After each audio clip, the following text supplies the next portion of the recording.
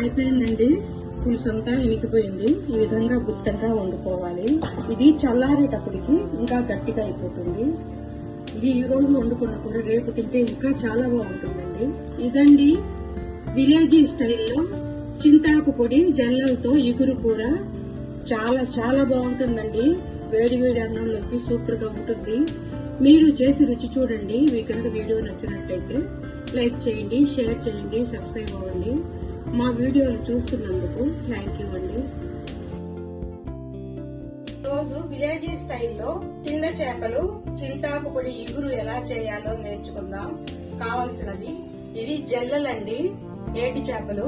ఇవి శుభ్రం చేసుకున్నవి 1 కేజీ, చింతాకు పొడి 4 స్పూన్లు, కారం పొడి 3 స్పూన్లు, పసుపు పొడి 1 స్పూను, పులుసుల పొడి 2 స్పూన్లు, సాల్ట్ సరిపడినంత, పోపు గింజలు కొన్ని, చింతపండు 25 గ్రాములు, ఉల్లిపాయ 1, 2 టమాటాలు, కరివేపాకు, పచ్చిమిర్చి 3, ఆయిల్ వంటకు సరిపడాను. ఇప్పుడు ఒక కడాయి తీసుకుని శుభ్రం చేసుకున్న చేపల్ని వేసేసుకోవాలి. ఇది ఎండబెట్టుకున్న చింతాకు పొడి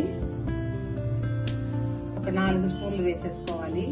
కారం పొడి, కారం చూసి మనకి ఎంత కావాలో అంత వేసుకోవచ్చు. పసుపు పొడి, పులుసుల పొడి, చేపల కూరలో వేసే పొడి, సాల్ట్, కొద్దిగా ఆయిల్ వేసి కలిపేసుకోవాలి.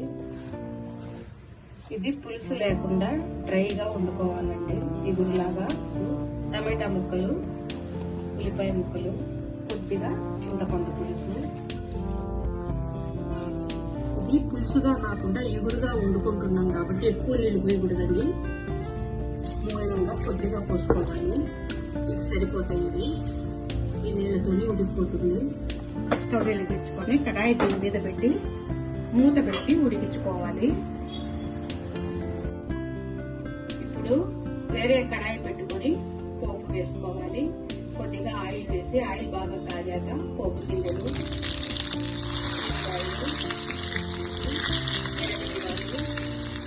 అప్పుడు కరివేపాకు,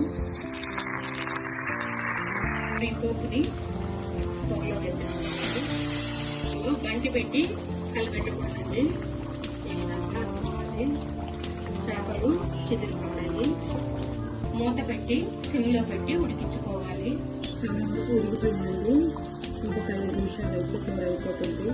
మధ్య మధ్యలో ఈ విధంగా కలబెట్టుకుంటూ ఉండాలి.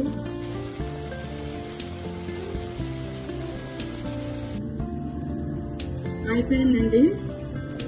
పులుసు అంతా ఇనికిపోయింది. ఈ విధంగా గుత్తంగా వండుకోవాలి.